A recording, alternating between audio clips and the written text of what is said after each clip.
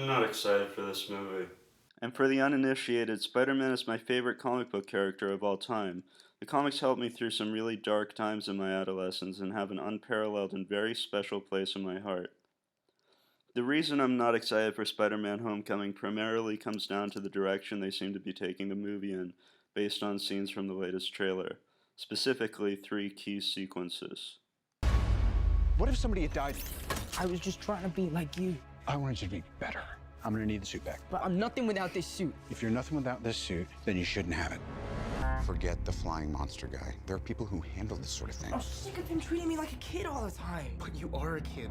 This is not the Peter Parker I know, at least not from having literally read every issue of Ultimate Spider-Man leading up to Peter's death, and even a bit beyond that, as well as the bulk of Lee and Ditko's original run. But what do I know from these fucking silly funny books?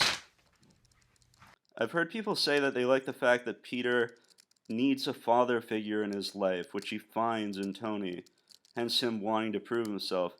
But this to me fundamentally changes his character. Peter Parker should not be trying to prove himself to anyone. The only person he should be trying to prove himself to is himself.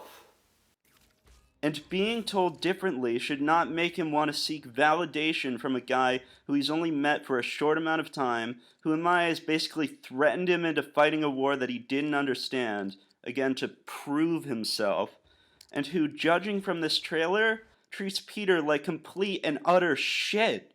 Why should Peter even stand for this kind of treatment? Why doesn't he just tell Tony Stark to fuck off? Remember in Ultimate Spider-Man when he confronts Nick Fury because Nick Fury calls him a biological experiment and he's like, fuck you.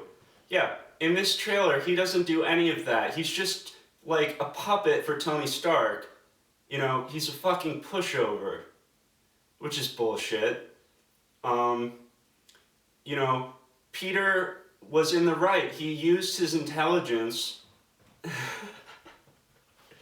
Hello.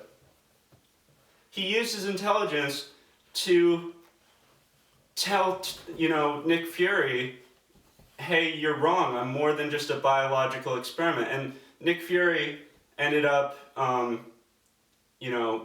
Peter took his words out of context. But the fact that Peter Parker stood up to this authority figure who had way more power and influence than him and told him, and stood up to him is part of what endears us to this character. And Tom Holland's Spider-Man doesn't do any of that shit. And I don't understand why. It's weird.